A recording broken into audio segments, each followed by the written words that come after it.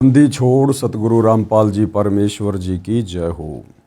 परमपिता परमात्मा सारी सृष्टि के रचनहार, कुल मालिक, असंख्य ब्रह्मांडों के स्वामी, जगत गुरु, तीनों लोकों में प्रवेश करके सबका धारण पोषण करने वाले राजाधिराज आत्माधार, नाथों के नाथ, देवों के देव महादेव, सर्वेश्वर महेश्वर मृत्युंजय, अजरो अमर, आदि अनादि सनातनी प्रभु, जगत पिता जगदीश्वर, श्री श्री 1008 की उपाधि के वास्तविक अधिकारी, अकाल मूर्त सौद स्वरूपी राम वासुदेव, सर्वगतम ब्रह्म, परम पूज्य, प्रथम पूज्य, परम संत, परम पुरुष, परम धनी, परम दयालु, सत्य कबीर, हक्का कबीर, अल्लाहु कबीर, अल्लाहु अकबर, बाखबर, अल्लाह ताला, जगत के तारणहार, जगत के मुक्तिदाता, जगत के जगन्नाथ, हारे के सहारे, हिंदुओं के राम, मुसलमानों के अल्लाह, सिखों के वाहिगुरु, ईसाइयों के मसीह, दया के सागर दया निधि, करुणा के सागर करुणा निधि, स्वयंभू परिभू, संकट मोचन, कष्ट हरण, मंगल करण, दुख भंजन, अविगत कबीर, निर्विकार निर्विषम परमात्मा, अलय अलेख सतगुरु, आदि अनादि सतगुरु, असली मर्यादा पुरुषोत्तम, असली राम, असली कृष्ण, असली घनश्याम, असली मुरारी, राजाओं के राजा, महाराजाओं के महाराजा, शहंशाहों के शहंशाह, सम्राटों के सम्राट, भगवानों के भगवान, अल्लाहों के अल्लाह, प्रभुओं के प्रभु, मसीहाओं के मसीह, सच्चे वाहिगुरु, बाबाओं के बाबा, पीरों के पीर, सेठों के सेठ, जगत सेठ, सावड़सा सेठ, सर्वगुण संपन्न, अनंत कोटि कलाओं के स्वामी, अनंत कोटि ब्रह्मांडों के नायक, योगियों में महायोगी, ध्यानियों में महाध्यानी, सिद्धों में परम सिद्ध, ज्ञानियों में तत्वज्ञानी, ब्रह्म ज्ञानी, महाज्ञानी, परम ज्ञानी, सर्वश्रेष्ठ ज्ञानी, विज्ञानी, युवा कबीर, समर्थ कबीर, असमवाद, अमित ओझा, सच्चे रहनुमा, करीम अल्लाह, सुभान अल्लाह, दुनिया के अंतिम पैगंबर, 8 सितंबर 1951 से गांव धनाना, जिला सोनीपत, हरियाणा, भारतवर्ष की पावन भूमि पे प्रकट रियल कल की भगवान श्री नारायण साकार हरि, श्री बाबा साहेब, नूर अनंत परमात्मा, सच्चे दरवेश, सच्चे बाखबर, संत श्रोमणी सतगुरु रामपाल जी परमेश्वर जी के चरण कमल में साध संगति से जुड़े हुए देश विदेश से आप और हम सभी सत्सेवक भाई बहनों का अनंत कोटि दंडवत प्रणाम।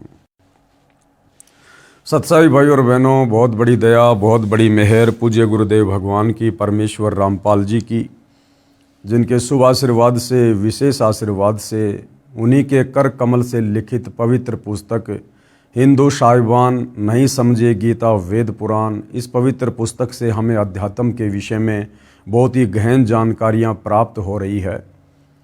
इस पुस्तक पर लगभग 27 वीडियो बन चुके हैं। आज हमारा ये 28वां वीडियो है। प्रत्येक वीडियो में गुरुदेव भगवान के आशीर्वाद से हमें बहुत कुछ समझ में आ रहा है। इससे हमारी आत्मा में भक्ति मार्ग पर दृढ़ता आएगी, हमारा विश्वास बढ़ेगा और असल में हमें पता चलेगा कि परमेश्वर का सत भक्ति मार्ग क्या है, मुक्ति का यथार्थ मार्ग क्या है। तो यदि आप पहली बार वीडियो देख रहे हैं तो आप जी ने पार्ट नंबर 1 से वीडियो अवश्य देखने चाहिए, ताकि आप अध्यात्म के विषय में बहुत कुछ नहीं सब कुछ हासिल कर सकें। जिस वस्तु को प्राप्त करने के लिए हमें परमपिता परमेश्वर जी ने 184 योनियों से बाहर निकालकर ये एक सुंदर मनुष्य जन्म दिया है, स्त्री या पुरुष का, ये केवल परमेश्वर को पहचान कर, सतगुरु से उपदेश लेकर, सत भक्ति करके आत्मा के कल्याण के लिए मिलता है। और यदि वो काम हमने नहीं किया या उस कार्य को शुरू नहीं किया तो इंसान में और जानवर में कोई अंतर नहीं रह जाता है।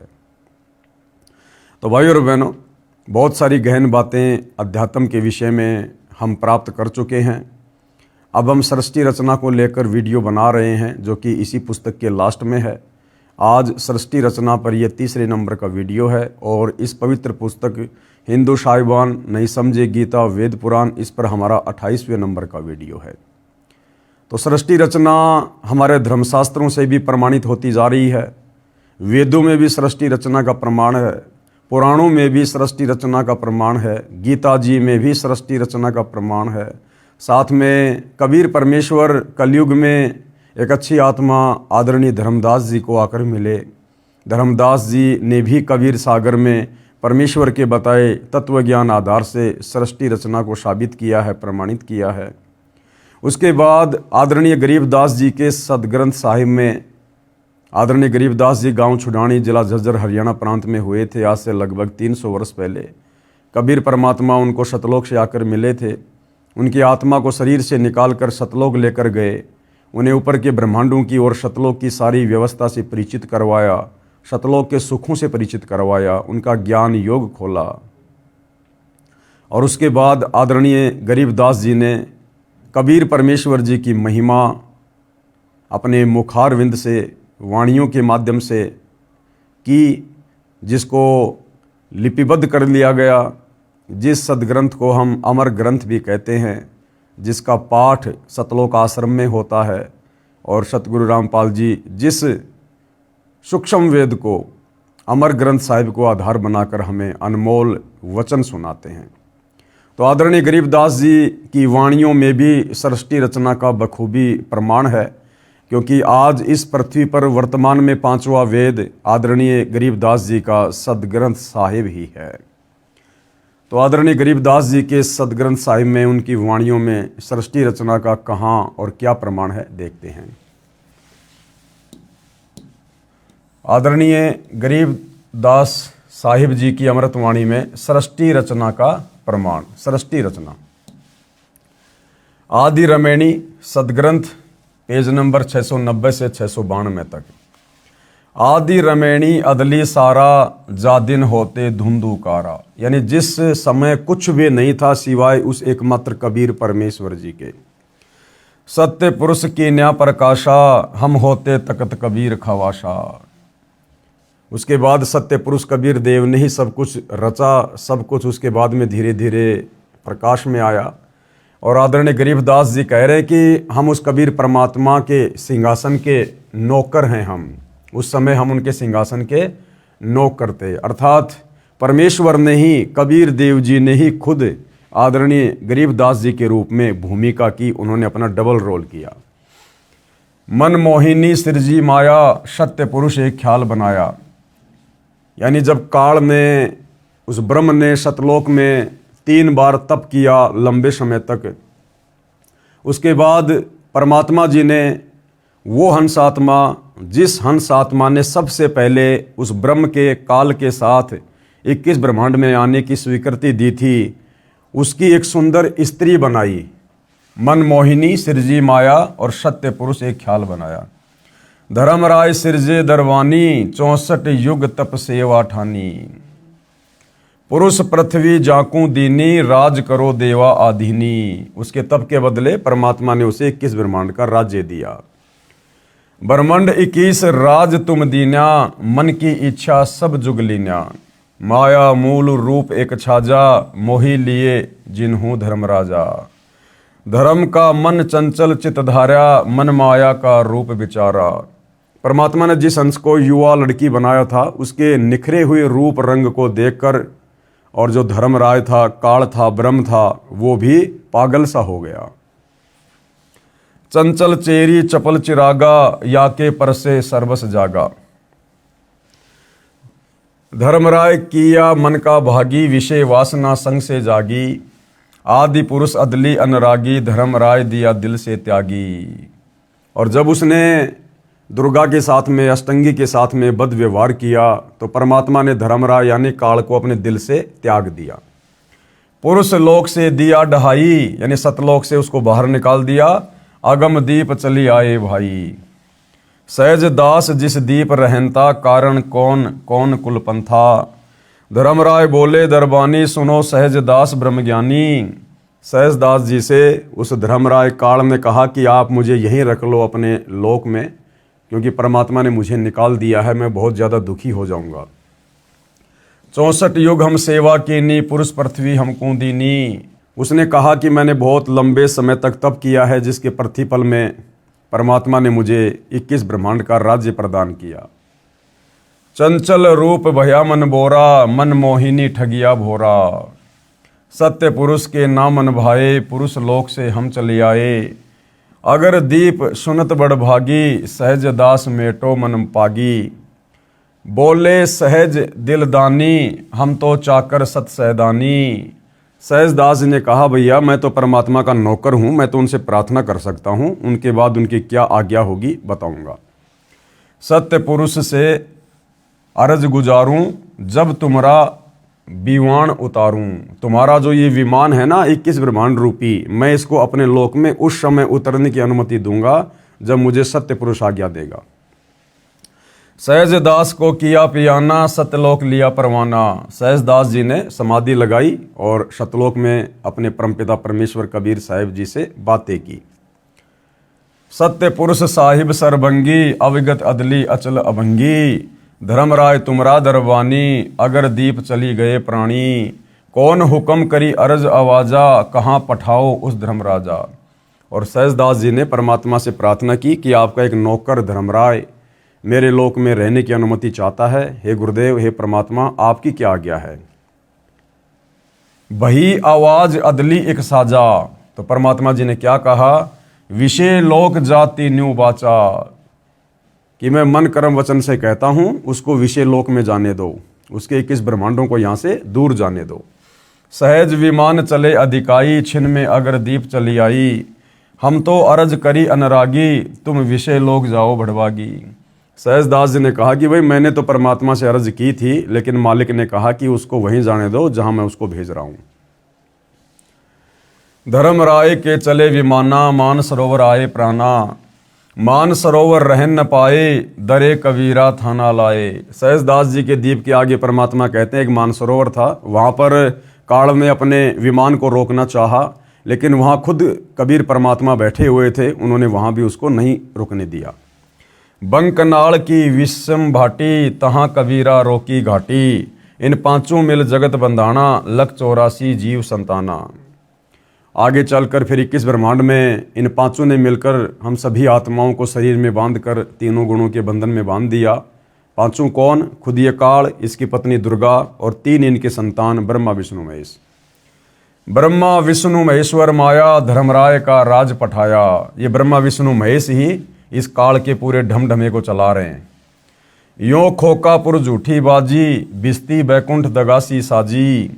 ये खोकापुर यानी 21 ब्रह्मांड, ये तो झूठी बाजी है, नश्वर है।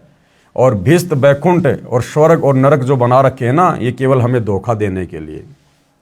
कृत्रिम जीव बुलाने भाई, निज घर की तो खबर न पाई। और हमारे को बनावटी जीव बना दिया इन्होंने, और हमारा जो निज घर है सतलोक, उसकी अब हमें ये खबर नहीं लगने दे रहे। 1.25 लाख उपजय नित हंसा, 1 लाख विनसे नित अंसा।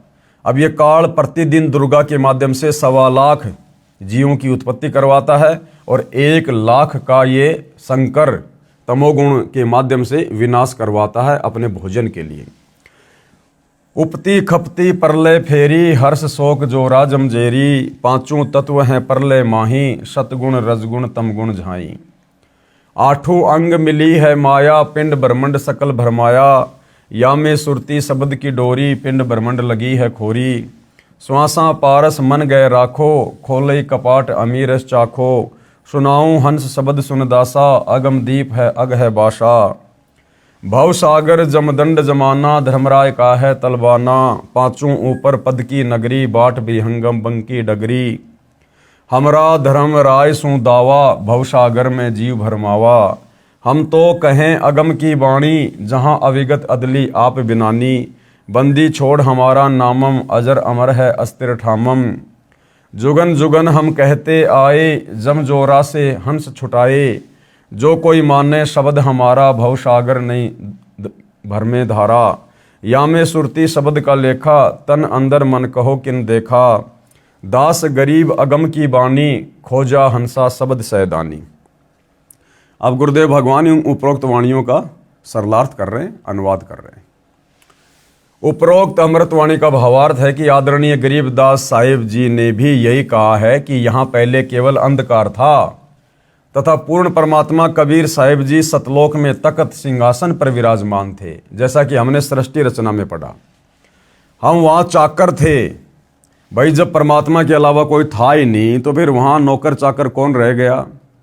अर्थात कबीर परमेश्वर जी ही गरीबदास जी के रूप में अपना दूसरा रोल कर रहे थे। परमात्मा ने ज्योति निरंजन को उत्पन्न किया, फिर उसके तप के प्रतिफल में 21 ब्रह्मांड प्रदान किए, फिर माया यानी प्रकृति की उत्पत्ति की। युवा दुर्गा के रूप पर मोहित होकर ज्योति निरंजन ब्रह्म ने दुर्गा यानी प्रकृति से बलात्कार करने की चेष्टा की। ब्रह्म को उसकी सजा मिली, उसे सतलोक से निकाल दिया तथा श्राप लगा कि 1 लाख मानव शरीरधारी प्राणियों का प्रतिदिन आहार करेगा, 1.25 लाख उत्पन्न करेगा। यहाँ सभी प्राणी जन्म मृत्यु का कष्ट उठा रहे हैं। यदि कोई पूर्ण परमात्मा का वास्तविक शब्द सच्चा नाम जाप मंत्र हमारे से प्राप्त करेगा, उसको काल की बंध से छुड़वा देंगे। गरीबदास जी क्या कह रहे हैं कि यदि कोई तत्वदर्शी संत से उस पूर्ण परमात्मा कबीर जी का सच्चा नाम मंत्र लेकर जाप करेगा, वही काल के 21 ब्रह्मांड की बंद से, कैद से, जेल से छूट सकता है। आदरणीय गरीबदास जी अपने गुरु व प्रभु कबीर परमात्मा के आधार पर कह रहे हैं कि सच्चे मंत्र अर्थात सतनाम व सार शब्द की प्राप्ति कर लो, पूर्ण मोक्ष हो जाएगा। नहीं तो नकली नाम दाता संतों व महंतों की मीठी मीठी बातों में फंसकर शास्त्र विधि रहित साधना करके काल जाल में रह जाओगे, फिर कष्ट पर कष्ट उठाओगे। संत गरीबदास जी कृत अमर ग्रंथ के अध्याय हंस परम हंस की कथा की वाणी नंबर 37 व 43 में कहा है, माया आदि निरंजन भाई, अपने जाए आपे खाई। ब्रह्मा विष्णु महेश्वर चेला, ओम सोहम का है खेला। शिखर सुन में धर्म अन्यायी, जिन शक्ति डायन मैल पठाई। लाख गरा से नित उठ दूती, माया आदि तकत की कुत्ती। 1.25 लाख घड़िए नित भांडे, हंसा उत्पत्ति पर ले डांडे। ये तीनों चेला बटपारी, सिरजे पुरुषा सिरजी नारी। खोकापुर में जीव भुलाए, 54 बस्त बैकुंठ बनाए। यो अरहट का कुआ लोई, यागल बंध्या है सब कोई। कीड़ी कुंजर और अवतारा, हरहट डोर बंधे कई बारा। अरब अलील इंद्र हुए हैं भाई, अरहट डोर बंधे सब आई। शेष महेश और गणेश ताई, अरहट डोरी बंद सब आई। शुक्रादिक बर्मादिक देवा, हरहट डोर बंधे सब खेवा। कोटिक करता फिरता देखा, हरहट डोरी कहूँ सुन लेखा। चतुर्भुजी भगवान कहावे, अरहट डोरी बंधे सब आवे। यो है खोखापुर का कुआ, या में प्रयासो निश्चय मुआ। ज्योति निरंजन काल बलि के वश होकर ये तीनों देवता रजगुण ब्रह्मा, सतगुण विष्णु, तमगुण शिव अपनी महिमा दिखाकर जीवों को स्वर्ग नरक तथा भवसागर में लग 84 योनियों में भटकाते रहते हैं। ज्योति निरंजन अपनी माया से नागिनी की तरह जीवों को पैदा करते हैं और फिर मार देते हैं। जिस प्रकार नागिनी अपनी दुम से अंडों के चारों ओर कुंडली बना लेती है, फिर उन अंडों पर अपना फन मारती है जिससे अंडा फूट जाता है, उसमें से बच्चा निकल जाता है, उसको नागिनी खा जाती है। फन मारते समय कई अंडे फूट जाते हैं क्योंकि नागिनी के बहुत सारे अंडे होते हैं। जो अंडे फूटते हैं उनमें से बच्चे निकलते हैं। यदि कोई बच्चा कुंडली यानी सर्पनी की दुम का घेरा से बाहर निकल जाता है तो वह बच्चा बच जाता है, नहीं तो कुंडली में वह नागिनी छोड़ती नहीं है। तो इसी प्रकार भाइयों और बहनों, ये काल और दुर्गा इन्होंने आप और हम सभी जीव आत्माओं के चारों तरफ कुंडली मार रखी है, हमें 21 ब्रह्मांड में बांध रखा है और तीनों गुणों के माध्यम से, रजगुण ब्रह्मा, सतोगुण विष्णु, तमोगुण शिव के माध्यम से यहीं पर फंसाया हुआ है।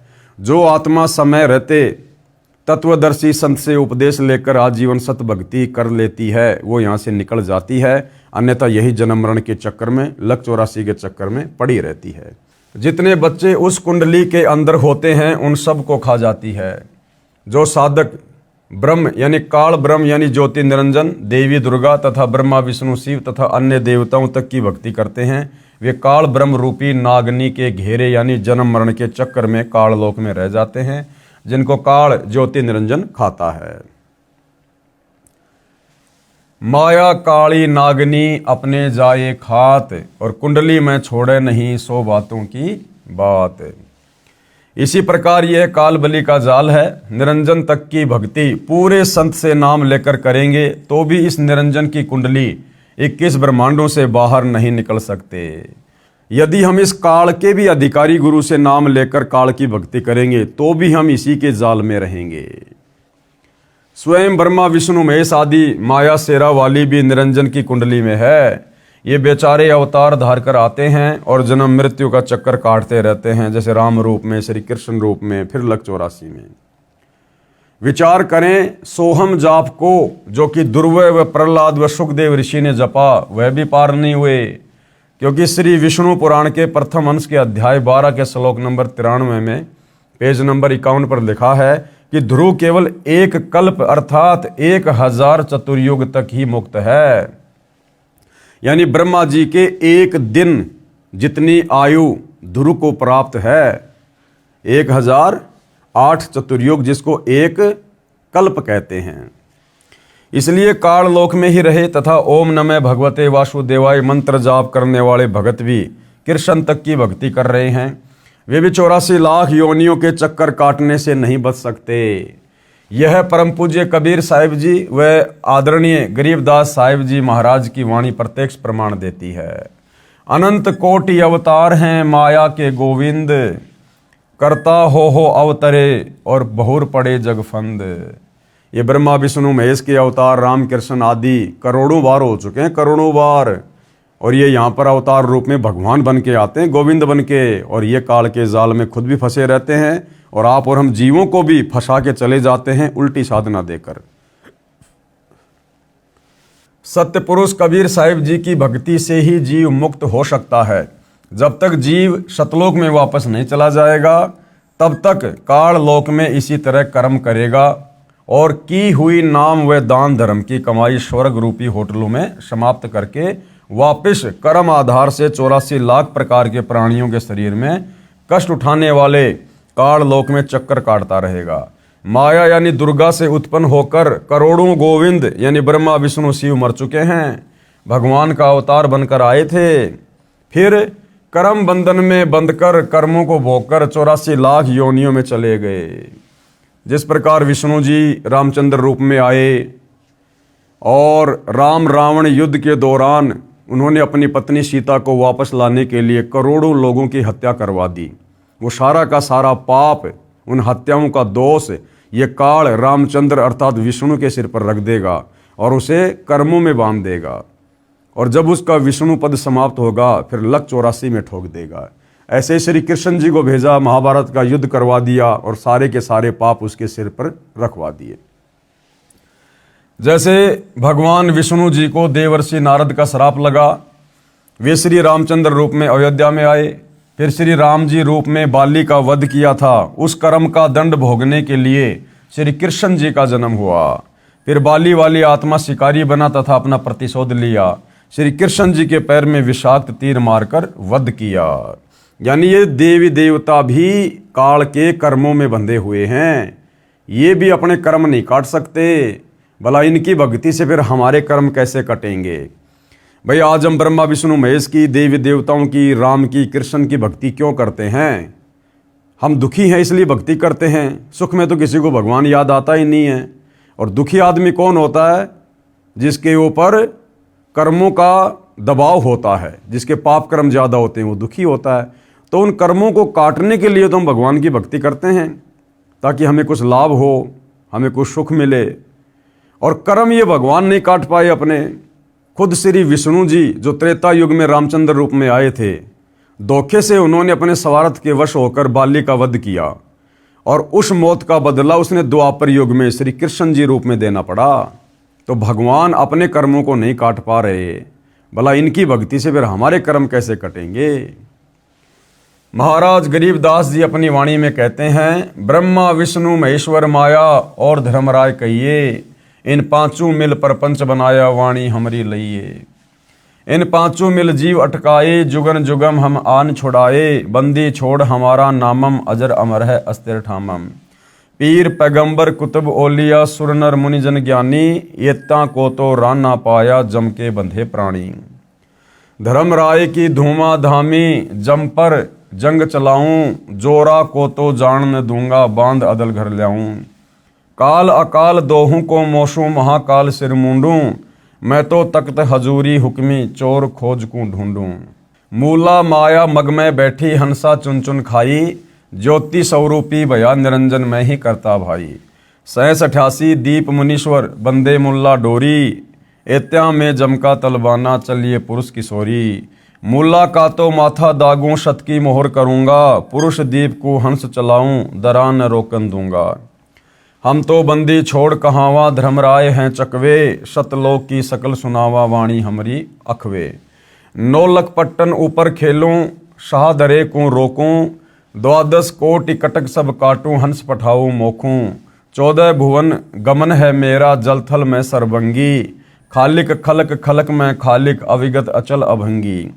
अगर अलील चक्र है मेरा, जित से हम चल आए, पांचों पर परवाना मेरा, बंदी छुड़ावन धाए। जहाँ ओकार निरंजर नाही, ब्रह्मा विष्णु वेद ना जाही, जहाँ करता नहीं काल भगवाना, काया माया पिंड न प्राणा। 5 तत्व तीनों गुण नाही, जोरा काल दीप नहीं जाही, अमर करूं शतलोक पठाऊं, ताते बंदी छोड़ कहाऊं। ये अरहट का कुआं है भाई और बहनों। इस प्रकार से काल ने हमारे को जन्म और मृत्यु के बंधन में बांध रखा है, 21 ब्रह्मांड के सभी प्राणियों को, सभी को। जिस प्रकार पहले ये अरहट का कुआं हुआ करता था और किस प्रकार से जो किसान भाई थे वो इस प्रकार के एक चैन के ऊपर बाल्टियां वेल्ड करके नीचे से पानी निकाला करते थे बैलों की सहायता से। और ये जो बाल्टियां हैं ये नीचे जाकर ये पानी से भर जाती हैं। ये बाल्टियां अपने आप में पानी को भर लेती हैं यहाँ ऐसे, और फिर ऊपर आकर पानी वहाँ पर खाली कर देती हैं। पानी वहाँ से खेतों में चला जाता था, फिर बाल्टी यहाँ पर खाली हो जाती थी, फिर नीचे कुएं में आती थी, फिर यहाँ से पानी भरती, फिर चलती, फिर यहाँ खाली हो जाती। इसको अरहट का कुआं कहते हैं। तो ये जितने भी ब्रह्मा विष्णु महेश हैं, 33 करोड़ देवी देवता हैं, 9 नाथ 84 सिद्ध हैं, जितने भी ये तपस्वी हैं, आप और हम आम जीव हैं, हाथी से लेकर चींटी तक, ये सब इसी प्रकार से 21 ब्रह्मांड में जन्म और मृत्यु के चक्कर में बंधे हुए हैं, अपना कर्म भोगते रहते हैं।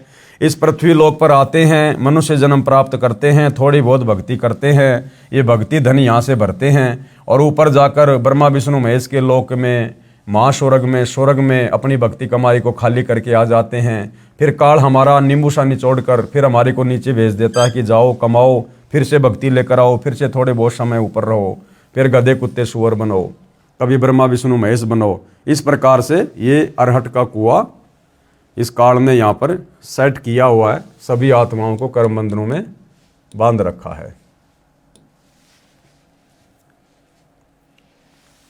कबीर परमेश्वर यानी कबीर देव की महिमा बताते हुए आदरणीय गरीबदास साहिब जी कह रहे हैं कि हमारे प्रभु कबीर यानी कबीर देव बंदी छोड़ हैं। बंदी छोड़ का भावार्थ है काल की कारागार से छुटवाने वाला। काल ब्रह्म के 21 ब्रह्मांडों में सर्व प्राणी पापों के कारण काल के बंदी हैं। पूर्ण परमात्मा कबीर देव यानी कबीर साहिब पाप का विनाश कर देते हैं। पापों का विनाश न ब्रह्म यानी ना तो काल कर सकता है, ना काल से ऊपर जो परब्रह्म है वो कर सकता है, न ही ब्रह्मा विष्णु शिव कर सकते हैं। केवल जैसा कर्म है उसका वैसा ही फल देते हैं। इसलिए यजुर्वेद अध्याय 5 के मंत्र 32 में लिखा है, कबीर अंगारी असी। कबीर देव यानी कबीर परमेश्वर, अंग अरी यानी पापों का शत्रु है। बमभारी, बमभारी का अर्थ है बंधनों का, और अरी मानी शत्रु अर्थात बंधनों का शत्रु यानी बंदी छोड़ है। यानी इस काल ने 21 ब्रह्मांड में हमारे ऊपर जो कर्म लगा रखे हैं केवल कबीर परमेश्वर ही अपनी सत भक्ति देकर उन कर्मों से हमें छुड़वा सकते हैं। इन पांचों कौन? ब्रह्मा विष्णु शिव माया और धर्मराय से ऊपर सत्य पुरुष परमात्मा कबीर देव है जो सतलोक का मालिक है। शेष सारी परब्रह्म ब्रह्म तथा ब्रह्मा विष्णु शिव व आदि माया नाशवान परमात्मा है। यानी कबीर जी के अलावा ये जितने भी नकली भगवान है, परब्रह्म है, ब्रह्म है, दुर्गा है, ब्रह्मा विष्णु महेश है, ये सब नाशवान है, इनका जन्म और मृत्यु होता है। महाप्रलय में ये सब तथा इनके लोक समाप्त हो जाएंगे। आम जीव से कई हजार गुना ज्यादा लंबी इनकी उम्र है, परंतु जो समय निर्धारित है वह एक दिन पूरा अवश्य होगा। इसी विषय में आदरणीय गरीबदास जी महाराज ने कहा है, शिव ब्रह्मा का राज इंद्र गिनती कहाँ, चार मुक्ति बैकुंठ समझ एता लहा, शंख जुगन की जूनी उम्र बड़ी धारिया, जा जननी कुर्बान सु कागज फारिया। एती उम्र बुलंद मरेगा अंतरे, सतगुरु लगे न कान न भेटे संतरे। कि भैया चाहे कितनी लंबी उम्र हो इनकी, अंत में इनकी भी मृत्यु होगी। चाहे शंख युग की लंबी उम्र भी क्यों ना हो, वह एक दिन समाप्त जरूर होगी। यदि सत्य पुरुष परमात्मा कबीर देव, कबीर साहिब के नुमाइंदे, पूर्ण संत गुरु, जो 3 नाम का मंत्र जिसमें एक ओम है, दूसरा तत् है, तीसरा सत सांकेतिक है, वो देता है, तथा उसे पूर्ण संत द्वारा नाम दान करने का आदेश है, उसे उपदेश लेकर नाम की कमाई करेंगे तो हम सतलोक के अधिकारी हंस हो सकते हैं। सत्य साधना बिना बहुत लंबी उम्र कोई काम नहीं आएगी, क्योंकि निरंजन लोक में दुख ही दुख है। कबीर जीवन तो थोड़ा ही भला, जय सत सुमरण होए, और लाख बरस का जीवना लेखद रह न कोई। यदि सत्य साधना की जाए तो कम आयु ही अच्छी है। यदि सत्य साधना सत्य पुरुष की नहीं है तथा काल ब्रह्म की व देवताओं व देवियों की पूजा करके व प्राणायाम आदि करके लंबी आयु जीने वालों का कोई लेखा यानी अकाउंट मोक्ष मार्ग में नहीं किया जाएगा। इतनी लंबी आयु जितनी शंकर जी की है, यदि मिल जाए तो भी एक दिन मृत्यु अवश्य होगी। भक्ति गलत है, इसलिए जन्म तथा मृत्यु का चक्कर बना रहेगा। ऐसी आयु का क्या औचित्य है। कबीर साहिब अपनी यानी पूर्ण ब्रह्म की जानकारी स्वयं ही बताते हैं कि इन परमात्माओं से ऊपर असंख्य भुजा का परमात्मा सत्य पुरुष है, जो सतलोक में सचखंड सतधाम में रहता है, तथा उसके अंतर्गत सर्वलोक यानी ब्रह्म का लोक, इस ब्रह्म के काल के 21 ब्रह्मांड व ब्रह्मा विष्णु शिव शक्ति के लोक तथा परब्रह्म के 7 संग ब्रह्मांड व अन्य सर्व ब्रह्मांड आते हैं, और वहाँ पर सत्य नाम सार नाम के जाप द्वारा जाया जाएगा, जो पूरे गुरु से प्राप्त होता है। सचखंड यानी सतलोक में जो आत्मा चली जाती है उसका पुनर्जन्म नहीं होता। सतपुरुष यानी पूर्ण ब्रह्म कबीर साहिब कबीर देव ही अन्य लोकों में स्वयं ही भिन्न भिन्न नामों से विराजमान हैं, जैसे अलख लोक में अलख पुरुष, अगम लोक में अगम पुरुष तथा अकय लोक में अनामी पुरुष रूप में विराजमान है। ये तो उपमात्मक नाम है, परंतु वास्तविक नाम उस पूर्ण पुरुष का कबीर देव, भाषा भिन्न होकर कबीर साहिब है।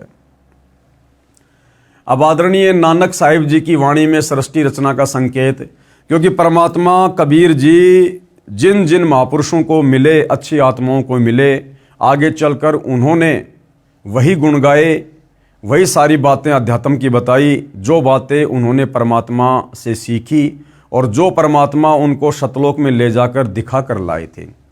तो सिख धर्म के प्रवर्तक आदरणीय नानक जी की वाणी में भी सृष्टि रचना का प्रमाण है। श्री नानक साहिब जी की अमृतवाणी महिला 1 राग बिलावलू अंश गुरु ग्रंथ साहिब पेज नंबर 839 है। आपे सचू किया कर जोड़ी, अंडज फोड़ी जोड़ी विछोड़, धरती आकाश किए बैसन कहूँ थाऊं, राती दिनतु किए भऊ भाऊ, जिन किए करी वेखण हारा, तरतिया ब्रह्मा विष्णु महेशा, देवी देव उपाय वेशा, पौण पाणी अग्नि बिसराऊं, ताहि निरंजन साचो नाऊं, तिसु मही मनवा रहिया लिव लाई, प्रणवती नानक कालू न खाई। उपरोक्त अमृतवाणी का भावार्थ है कि सच्चे परमात्मा सत्य पुरुष ने स्वयं ही अपने हाथों से सर्व सृष्टि की रचना की है। उसी ने अंडा बनाया, फिर फोड़ा तथा उसमें से ज्योति निरंजन निकला। उसी पूर्ण परमात्मा ने सर्व प्राणियों के रहने के लिए धरती आकाश पवन पानी आदि 5 तत्व रचे। अपने द्वारा रची सृष्टि का स्वयं ही साक्षी है, दूसरा कोई नहीं जानकारी दे सकता। फिर अंडे के फूटने से निकले निरंजन के बाद तीनों श्री ब्रह्मा जी, श्री विष्णु जी तथा श्री शिव जी की उत्पत्ति हुई तथा अन्य देवी देवता उत्पन्न हुए तथा अनगणित जीवों की उत्पत्ति हुई। उसके बाद अन्य देवों के जीवन चरित्र तथा अन्य ऋषियों के अनुभव के 6 शास्त्र तथा 18 पुराण बन गए। पूर्ण परमात्मा के सच्चे नाम सतनाम की साधना अनन्य मन से करने से तथा गुरु मर्यादा में रहने वाले पर्णवती को श्री नानक जी कह रहे हैं कि काल नहीं खाता। राग मारू अंश अमृतवाणी महिला 1 गुरु ग्रंथ साहिब पेज नंबर 1037 है। सुनहु ब्रह्मा विष्णु महेशु उपाये, सुने वर्ते जुग सबाए, इसु पद विचारे सो जनु पूरा, तिस मिलिए भरमु चुकायदा, शाम वेदु ऋगु जुजरु अथर्वणु, ब्रह्म में मुख माया है त्रैगुण, ताकि कीमत कही न सके, को त्यूं बोले जीव बुलाइंदा। उपरोक्त अमृतवाणी का सारांश है कि जो संत पूर्ण सृष्टि रचना सुना देगा तथा बताएगा कि अंडे के 2 भाग होकर कौन निकला, जिसने फिर ब्रह्मलोक की सुन में अर्थात गुप्त स्थान पर ब्रह्मा विष्णु शिव की उत्पत्ति की, तथा वह परमात्मा कौन है जिसने ब्रह्म यानी काल के मुख से 4 वेदों पवित्र ऋग्वेद यजुर्वेद सामवेद अथर्ववेद को उच्चारण करवाया, वह पूर्ण परमात्मा जैसा चाहे वैसा ही प्रत्येक प्राणी को बुलवाता है। इस सर्व ज्ञान को पूर्ण बताने वाला संत मिल जाए तो उसके पास जाइए, तथा जो सभी शंकाओं का पूर्ण निवारण करता है वही पूर्ण संत अर्थात तत्वदर्शी है। श्री गुरु ग्रंथ साहिब पेज नंबर 929 अमृतवाणी श्री नानक साहिब जी की। राग रामकली महिला 1 दक्षिणी ओंकार।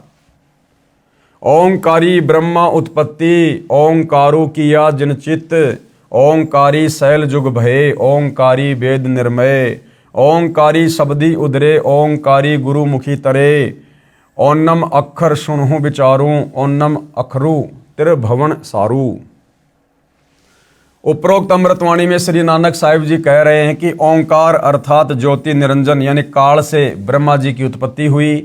कई युगों मस्ती मारकर ओंकार यानी ब्रह्म ने वेदों की उत्पत्ति की जो ब्रह्मा जी को प्राप्त हुए। 3 लोक की भक्ति का केवल एक ओम मंत्र ही वास्तव में जाप करने का है।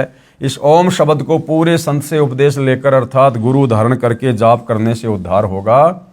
और वर्तमान में पृथ्वी पर इस ओम नाम को देने का भी अधिकारी गुरु केवल एक ही है, सतगुरु रामपाल जी।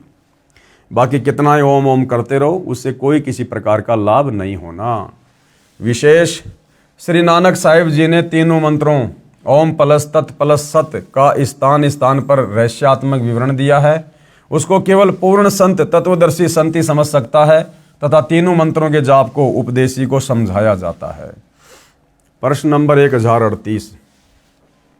उत्तम सतगुरु पुरुष निराले, शब्दी रते हरि रस मतवाले, रिद्धि बुद्धि सीधी ज्ञान गुरु ते पाइये, पूरे भाग मिलाइंदा, सतगुरु ते पाई विचारा, सुन समाधि सचे घरबारा, नानक निर्मल नादू शब्द धुन, सचू रामे नामी समायदा। उपरोक्त अमृतवाणी का भावार्थ है कि वास्तविक ज्ञान देने वाले सतगुरु तो निराले ही हैं। वे केवल नाम जाप को जपते हैं, अन्य हठयोग साधना नहीं बताते। यदि आपको धन दौलत पद बुद्धि या भक्ति शक्ति भी चाहिए तो वह भक्ति मार्ग का ज्ञान पूर्ण संत ही पूरा प्रदान करेगा। जैसे परमात्मा कहते हैं ना कि जय तन चाहिए राजपाट तो धर ले ध्यान हमारा। तो नानक जी कह रहे हैं अगर आपको इस समय धन दौलत पद बुद्धि जो भी कुछ चाहिए वो भी पूर्ण संत से उपदेश लेने के बाद ही मिलेगी भाई। ऐसा पूर्ण संत बड़े भाग्य से मिलता है। वही पूर्ण संत विवरण बताएगा कि ऊपर शून्य यानी आकाश में अपना वास्तविक घर शतलोक परमेश्वर ने रच रखा है। उसमें एक वास्तविक सारनाम की धुन आवाज हो रही है। उस आनंद में अविनाशी परमेश्वर के सार शब्द से समाया जाता है, अर्थात उस वास्तविक सुखदायी स्नान में वास हो सकता है, अन्य नामों तथा अधूरे गुरुओं से नहीं हो सकता। आंशिक अमृतवाणी महिला पहला श्री गुरु ग्रंथ साहिब पेज नंबर 359 से 360। शिव नगरी मही आसन बैसवु कल्प त्यागी वाद, सिंडी शब्द सदा धुन सोहे अहि निस्पूरे नाद, हरि कीर्ति रह राशि हमारी गुरुमुख पंथ अतीत, सगली ज्योति हमारी समिया नाना वर्ण अनेक, कह नानक सुनो भरतरी जोगी पार ब्रह्म लिव एक। उपरोक्त अमृतवाणी का भावार्थ है कि श्री नानक साहिब जी कह रहे हैं कि हे भरतरी योगी जी, आपकी साधना भगवान शिव तक है। उसे आपको शिव नगरी लोक में स्थान मिला है और शरीर में जो सिंगी शब्द आदि हो रहा है वह इन्हीं कमलों का है तथा टेलीविजन की तरह प्रत्येक देव के लोक से शरीर में सुनाई दे रहा है। हम तो एक परमात्मा पार ब्रह्म अर्थात सर्व से पार जो पूर्ण परमात्मा है, अन्य किसी और एक परमात्मा में लो अनन्य मन से लगन लगाते हैं। हम ऊपरी दिखावा, भस्म लगाना, हाथ में डंडा रखना नहीं करते। मैं तो सर्व प्राणियों को एक पूर्ण परमात्मा सत्य पुरुष की संतान समझता हूँ। सर्व उसी शक्ति से चलायमान है। हमारी मुद्रा तो सच्चा नाम जाप गुरु से प्राप्त करके करना है तथा क्षमा करना हमारा बाणा यानी वेशभूषा है। मैं तो पूर्ण परमात्मा का उपासक हूँ तथा पूर्ण सतगुरु का भक्ति मार्ग इससे भिन्न है। अमृतवाणी राग आशा महिला 1 श्री गुरु ग्रंथ साहिब पेज नंबर 420। आशा महिला जिनी नामू बिसारिया दूजे भरमी बुलाई, मूलू छोड़ी डाली लगे किया पावे छाई। साहिब मेरा एकू है औरू नहीं भाई, कृपया ते सुख पाइया साचे परथाई। गुरु की सेवा सो करे जिसु आप कराई, नानक सिरु दे छूटिए दरगह पति पाए। उपरोक्त वाणी का भावार्थ है कि नानक साहिब जी कह रहे हैं कि जो पूर्ण परमात्मा का वास्तविक नाम भूलकर अन्य भगवानों के नामों के जाप के भ्रम में रहे, वे तो ऐसा कर रहे हैं कि मूल यानी पूर्ण परमात्मा को छोड़कर डालियों, तीनों गुण रूप, रजगुण ब्रह्मा, सतगुण विष्णु, तमगुण शिव जी की सिंचाई पूजा कर रहे हैं। उस साधना से कोई सुख नहीं हो सकता, अर्थात पौधा सूख जाएगा तो छाया में नहीं बैठ पाओगे। भावार्थ है कि शास्त्र विधि रहित साधना करने से व्यर्थ प्रयत्न है, कोई लाभ नहीं। इसी का प्रमाण पवित्र गीता अध्याय 16 श्लोक 23-24 में भी है। उस पूर्ण परमात्मा को प्राप्त करने के लिए मनमुखी यानी मनमानी साधना त्याग कर पूर्ण गुरुदेव को समर्पण करने से तथा सच्चे नाम के जाप से ही मोक्ष संभव है, नहीं तो मृत्यु के उपरांत नरक जाएगा। श्री गुरु ग्रंथ साहिब पेज नंबर 843 से 844। बिलाउलू महिला मैं मन चाहूँ घना साची बिगासी राम, मोहि प्रेम प्रिय प्रभु अविनाशी राम। अविगतो हरि नाथु नाथ तिसे भावे सो थिये, कृपालु सदा दयालु दाता जिया अंदर तू जिए। मैं आधारू तेरा तू खसमू मेरा, मैं ताणू तकिया तेरो साची सूचा सदा नानक गुरसबदी झगरू निबेरो। उपरोक्त अमृतवाणी में श्री नानक साहिब जी कह रहे हैं कि अविनाशी पूर्ण परमात्मा नाथों का भी नाथ है, अर्थात देवों का भी देव है। सर्व प्रभुओं श्री ब्रह्मा जी, श्री विष्णु जी, श्री शिव जी तथा ब्रह्म व परब्रह्म पर भी नाथ है, अर्थात स्वामी है। मैं तो सच्चे नाम को हृदय में समा चुका हूँ। हे परमात्मा, सर्व प्राणी का जीवन आधार भी आप ही हो। मैं आपके आश्रित हूँ, आप मेरे मालिक हो। आपने गुरु रूप में आकर शत भक्ति का निर्णय ज्ञान देकर सर्व झगड़ा मिटा दिया, अर्थात सर्व शंका का समाधान किया। तो नानक जी क्या कह रहे कि आपने ही गुरु रूप में आकर शत भक्ति का निर्णय ज्ञान दिया। तो भाइयों और बहनों, ये कबीर परमात्मा स्वयं ही तत्वदर्शी संत के रूप में पृथ्वी पर प्रकट होकर अपना निर्णायक यथार्थ सतलोक का ज्ञान देते हैं, दूसरा कोई नहीं दे सकता। श्री गुरु ग्रंथ साहिब पेज नंबर 721 राग तिलंग मेला। एक अरज गुप्तम पेश तोदर कौन करतार, हक्का कबीर करीम तू बे ए परवरदिगार। नानक बुगोयदा जंतूरा तेरे चाकरा पाखाक। उपरोक्त अमृतवाणी में स्पष्ट कर दिया है कि हे हक्का कबीर यानी सत कबीर, अविनाशी कबीर, आप सत कबीर यानी कौन करतार, शब्द शक्ति से रचना करने वाले शब्द स्वरूपी प्रभु अर्थात सर्व सृष्टि के रचनहार हो। आप ही बेऐब निर्विकार परवरदिगार, सर्व के पालन करता दयालु प्रभु हो। मैं आपके दासों का भी दास हूँ। श्री गुरु ग्रंथ साहिब पेज नंबर 24 राग सीरी महिला। तेरा एक नाम तारे संसार में एह आस एहो आधार। नानक नीच कह विचार धानक रूप रहा करतार। उपरोक्त अमृतवाणी में प्रमाण किया है कि जो काशी में धानक जुलाहा है, यही करतार यानी कुल का सर्जनहार है। अति आधीन होकर श्री नानक साहिब जी कह रहे हैं कि मैं सत कह रहा हूं कि यह धानक अर्थात कबीर जुलाहा ही पूर्ण ब्रह्म है, सत्य पुरुष है। विशेष उपरोक्त परमाणु के सांकेतिक ज्ञान से प्रमाणित हुआ सृष्टि रचना कैसे हुई। पूर्ण परमात्मा की प्राप्ति करनी चाहिए, जो पूर्ण संत से नाम लेकर ही संभव है। अन्य संतों द्वारा सृष्टि रचना की दंत कथा।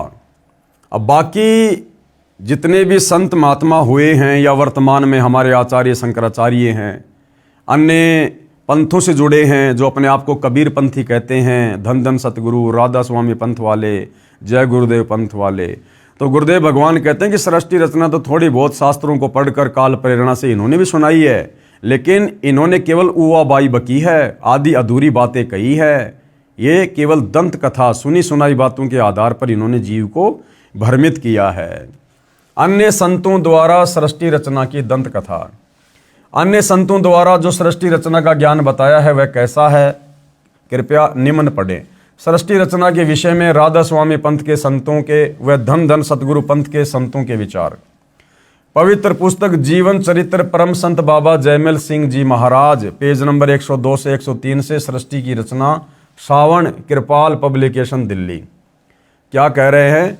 पहले सत्य पुरुष निराकार था, फिर इजहार आकार में आया तो ऊपर के 3 निर्मल मंडल सतलोक, अलखलोक, अगमलोक बन गया तथा प्रकाश तथा मंडलों का नाद बन गया।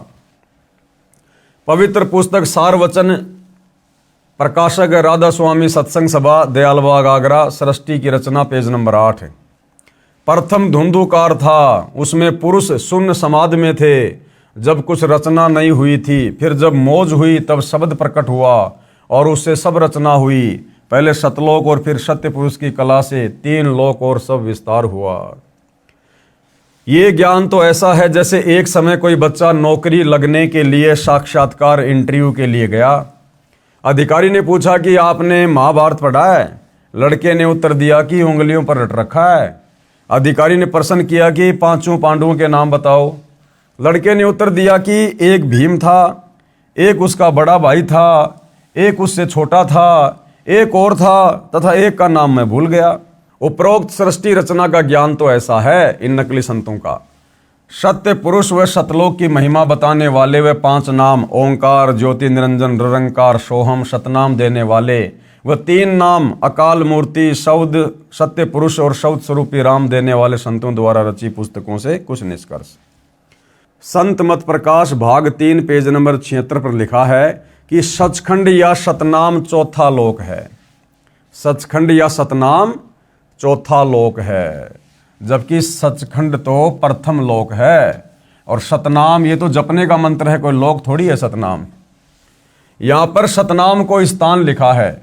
फिर इस पवित्र पुस्तक के पेज नंबर 79 पर लिखा है कि एक राम दशरथ का बेटा, दूसरा राम मन, तीसरा राम ब्रह्म, चौथा राम सतनाम, ये असली राम है। फिर पवित्र पुस्तक संत मत प्रकाश महिला भाग प्रश्न नंबर 17 पर लिखा है कि वह सतलोक है, उसी को सतनाम कहा जाता है, यानी सतलोक को ही सतनाम कहा जाता है राधा स्वामी पंथ के संतों के अनुसार। पवित्र पुस्तक सारवचन नसर यानी वार्तिक प्रश्न नंबर 3 पर लिखा है कि अब समझना चाहिए कि राधा स्वामी पंथ सबसे ऊंचा मुकाम है कि जिसको संतों ने सतलोक और सचखंड और सार शब्द और सत शब्द और सतनाम और सत्य पुरुष करके बयान किया है। पवित्र पुस्तक सारवचन नसर आगरा से प्रकाशित पेज नंबर 4 पर भी उपरोक्त ज्यों का त्यों वर्णन है। पवित्र पुस्तक सचखंड की सड़क पेज नंबर 226 संतों का देश सचखंड या सतलोक है, उसी को सतनाम, सतशब्द, सार शब्द कहा जाता है। विशेष उपरोक्त व्याख्या ऐसी लगी जैसे किसी ने जीवन में न तो शहर देखा, न कार देखी और न पेट्रोल देखा, न ड्राइवर का ज्ञान हो कि ड्राइवर किसे कहते हैं, और वह व्यक्ति अन्य साथियों से कहे कि मैं शहर में जाता हूँ, कार में बैठकर आनंद मनाता हूँ। फिर साथियों ने पूछा कि कार कैसी है, पेट्रोल कैसा है और ड्राइवर कैसा है, शहर कैसा है। उस गुरुजी ने उत्तर दिया कि शहर कहो चाहे कार एक ही बात है, शहर भी कार ही है, पेट्रोल भी कार कोई कहते हैं, ड्राइवर भी कार कोई कहते हैं, सड़क भी कार कोई कहते हैं। इसी प्रकार राधा स्वामी पंथ वालों ने सतनाम को जाप मंत्र भी बता दिया, सतनाम को परमात्मा भी बता दिया, सतनाम को सतलोक भी बता दिया। आओ विचार करें, सत्य पुरुष तो पूर्ण परमात्मा है, सतनाम वह 2 मंत्र का जाप है जिससे एक ओम, दूसरा तत् यानी सांकेतिक है, तथा इसके बाद सारनाम साधक को पूर्ण गुरु द्वारा दिया जाता है। ये सतनाम तथा सारनाम दोनों स्मरण करने के नाम है। सतलोक वह स्थान है जहाँ सत्य पुरुष रहता है। पुण्यात्माएं स्वयं निर्णय करें सत्य तथा असत्य का। अधिक जानकारी के लिए हमारी वेबसाइट www.jagatgururampalji.org पर जाकर संक्षिप्त ज्ञान ग्रहण कर सकते हैं। तो भाइयों और बहनों, परमेश्वर जी की दया से सृष्टि रचना के विषय में काफ़ी कुछ जानकारी हमें प्राप्त हुई है। बाकी देखो भाइयों और बहनों, दास ने तो आपको ये पढ़कर सुनानी इसलिए ज़रूरी थी क्योंकि ये इस पवित्र पुस्तक हिंदू साहिबान नहीं समझे गीता वेद पुराण इसमें लिखी हुई है, इसका अंश है। बाकी सृष्टि रचना अच्छे से समझने और जानने के लिए आप जी यूट्यूब पर सतगुरु रामपाल जी के सत्संग सृष्टि रचना वाले जरूर सुनिएगा। काल ब्रह्म क्यों भ्रमित साधना पूजा का भ्रमजाल फैलाता है, कृपया पढ़ें वह कारण। यानी ये जो काल ब्रह्म है ये क्यों आप और हमारे से भ्रमित साधना करवाता है, क्यों ये जानबूझ के ऐसी ऐसी घटनाओं को जन्म देता है ताकि हम इसी के जाल में फंसे रहें।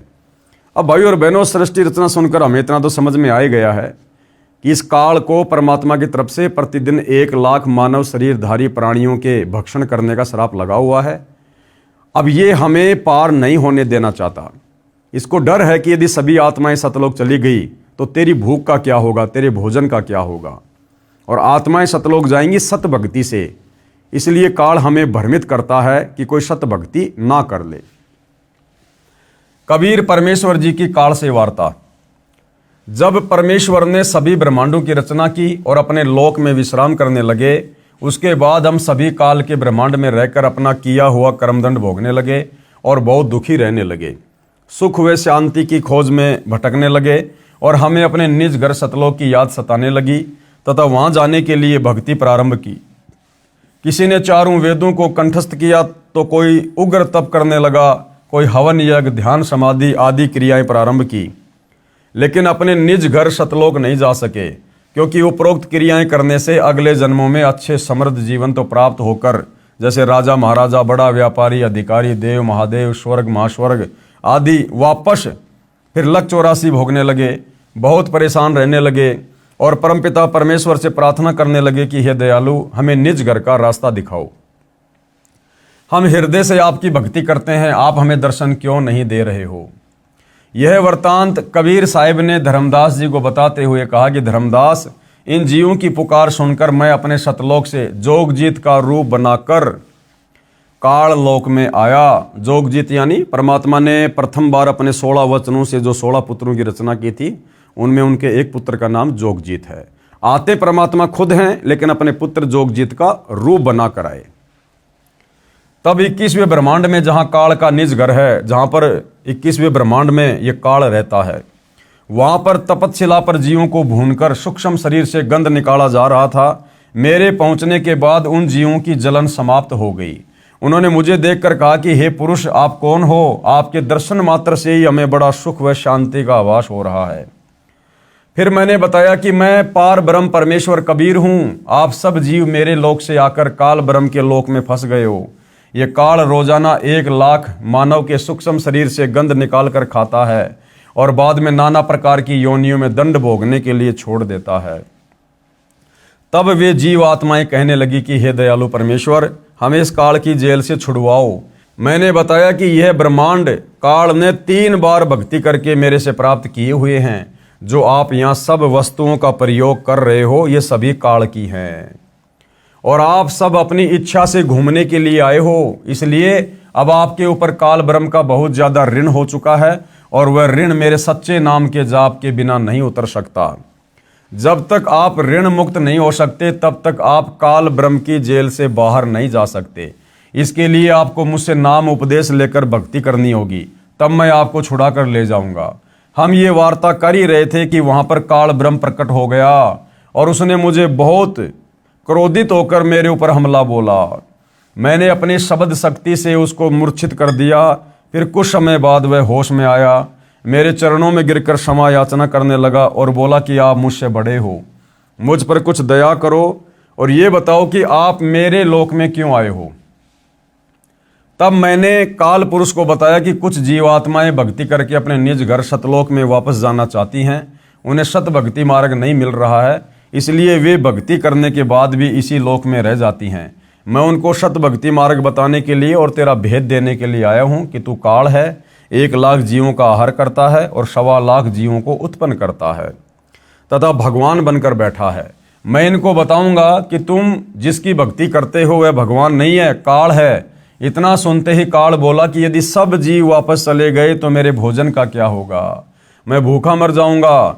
आपसे मेरी प्रार्थना है कि 3 युगों में जीव कम ले जाना, सतयुग त्रेता द्वापर 3 युगों में जीव कम लेकर जाना और सबको मेरा भेद मत देना कि मैं काल हूं, सबको खाता हूं। जब कलयुग आए, जो वर्तमान में आ चुका है, जब कलयुग आए तो चाहे जितने जीवों को ले जाना, ये वचन काल ने मुझसे प्राप्त किए। कबीर साहिब ने धर्मदास को आगे बताते हुए कहा कि सतयुग, त्रेता युग, द्वापर युग में भी मैं आया था और बहुत जीवों को सतलोक लेकर गया, लेकिन इसका भेद नहीं बताया। अब मैं कलयुग में आया हूं और काल से मेरी वार्ता हुई है। काल ब्रह्म ने मुझसे कहा है कि अब आप चाहे जितना जोर लगा लेना, आपकी बात कोई नहीं सुनेगा। प्रथम तो मैंने जीव को भक्ति के लायक ही नहीं छोड़ा है, उसमें बीड़ी, सिगरेट, शराब, मांस आदि दुर्व्यसन की आदत डालकर इनकी वृत्ति को बिगाड़ दिया है। नाना प्रकार की पाखंड पूजा में जीव आत्माओं को लगा दिया है। दूसरी बात ये होगी कि जब आप अपना ज्ञान देकर वापस अपने लोक में चले जाओगे, उससे पहले मैं काल अपने दूत भेजकर आपके पंथ से मिलते जुलते 12 पंथ चलाकर जीवों को भ्रमित कर दूंगा। जैसे राधा स्वामी, धन धन सदगुरु, निरंकारी, जय गुरुदेव, हंसा पंथ, ये सब काल के द्वारा चलाए गए पंथ हैं। वे सारे महिमा तो सतलोक की बताएंगे, आपका ज्ञान कथेंगे, लेकिन नाम जाप मेरा करेंगे, यानी काल का, जिसके परिणाम स्वरूप मेरा ही भोजन बनेंगे। ये बात सुनकर कबीर साहिब ने कहा कि आप अपनी कोशिश करना, मैं सतमार्ग बताकर ही वापस जाऊंगा, और जो मेरा ज्ञान सुन लेगा वह तेरे बहकाव में कभी नहीं आएगा। सतगुरु कबीर साहिब ने कहा कि हे निरंजन, यदि मैं चाहूं तो तेरे सारे खेल को क्षण भर में समाप्त कर सकता हूं, परंतु ऐसा करने से मेरा वचन भंग होता है। ये सोचकर मैं अपने प्यारे हंसों को यथार्थ ज्ञान देकर शब्द का बल प्रदान करके सतलोक ले जाऊंगा। और कहा, कह कबीर सुनो धर्मराया, हम शंखों हंसा पद परसाया, जिन लेन्या हमरा परवाना, सो हंसा हम किए अमाना। पवित्र कबीर सागर में जीवों को काल ब्रह्म द्वारा भूल भुलैया में डालने के लिए तथा अपनी भूख को मिटाने के लिए तरह तरह के तरीकों का वर्णन। काल ने क्या कहा, 12 पंथ करूं मैं साजा, नाम तुम्हारा ले करूं आवाजा, कि आप कबीर के नाम से मैं 12 नकली कबीर पंथ चलाऊंगा, तुम्हारा नाम ले लेकर और अपने झूठे मंत्र दे देकर जीवों को फंसाऊंगा। 12 यम संसार पठाओ, मैं 12 अपने काल के दूत संसार में भेजूंगा और नाम तुम्हारे पंथ चलाओ, और तुम्हारे नाम से पंथ चलाऊंगा कबीर पंथ। प्रथम दूत मम प्रगटे जाई, पीछे अंश तुम्हारा आई, ये विधि जीव को भरमाऊं, पुरुष नाम जीवन समझाऊं। 12 पंथ नाम जो ले है, हमरे मुख में आन समोए, कहा तुम्हारा जीवन माने, हमरी और होए बाद बखाने। मैं दृढ़ फंदा रच बनाई, जामे जीव रहे उर्झाई, देवल देव पाषाण पुजाई, तीर्थ व्रत जप तप मन लाई। ये मंदिरों में, मस्जिदों में, चर्चों में, गुरुद्वारों में देवी देवताओं के पत्थरों की पूजा, तीर्थ व्रत जप तप, ये सब इस काल ने लगा रखे हैं। यज्ञ होम और नेम आचारा, और अनेक फंद में डारा, जो ज्ञानी जाओ संसारा, जीव न माने कहा तुम्हारा। कि उसके बाद जाना तुम कलयुग में, देखता हूं तुम्हारी कौन क्या बातें मानेगा। फिर सतगुरु जी ने क्या कहा, ज्ञानी कहे सुनो अन्यायी, काटो फंद जीव ले जाई, जैतिक फंद तुम रचे विचारी, सत्य सबद ते सबे बिडारी, जोन जीव हम शब्द दरडावें, फंद तुम्हारा सकल मुकावें, चौका कर परवाना पाई, पुरुष नाम ती देऊं चेनाई, ताके निकट काल नहीं आवे, संधि देख ताके सिर नावे। उपरोक्त विवरण से सिद्ध होता है कि जो अनेक पंथ चले हुए हैं, जिनके पास कबीर साहिब द्वारा बताया हुआ शत भक्ति मार्ग नहीं है, ये सब काल प्रेरित हैं। अतः बुद्धिमान को चाहिए कि सोच विचार कर भक्ति मार्ग अपनाए, क्योंकि मनुष्य जन्म अनमोल है, ये बार बार नहीं मिलता। कबीर साहिब कहते हैं, कबीर मानुष जन्म दुर्लभ है, मिले न बारंबार, तरवर से पत्ता टूट गिरे, बहुर न लगता डार। अब काल निरंजन द्वारा कबीर जी से 3 युगों में कम जीव ले जाने का वचन लेना, विस्तृत व संपूर्ण वर्णन। प्रश्न, कबीर जी के नाम से चले 12 पंथों के वास्तविक मुखिया कौन हैं और 13वां पंथ कौन चलाएगा? उत्तर, जैसा कि कबीर सागर के संशोधनकर्ता स्वामी युगलानंद बिहारी जी ने दुख व्यक्त किया है कि समय समय पर कबीर जी के ग्रंथों से छेड़खान करके उनकी बुरी दशा कर रखी है।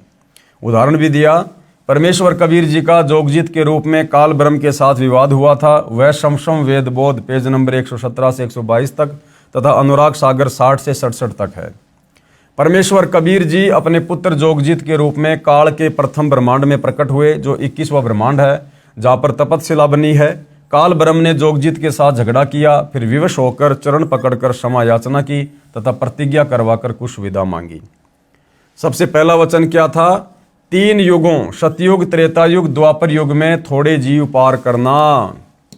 दूसरा वचन क्या था? जोर जबरदस्ती करके जीव मेरे लोक से ना लेकर जाना। आप अपना ज्ञान देना, जो आपका ज्ञान समझे वो आपका, जो आपके ज्ञान को स्वीकार ना करे वो मुझ काल का भोजन। तीसरा वचन, आप अपना ज्ञान समझाना, जो आपके ज्ञान को माने वह आपका, और जो मेरे ज्ञान को माने वो मेरा। चौथा वचन, कलयुग में पहले मेरे दूत प्रकट होने चाहिए। काल ने कहा कि पहले मैं अपने दूत भेजूंगा।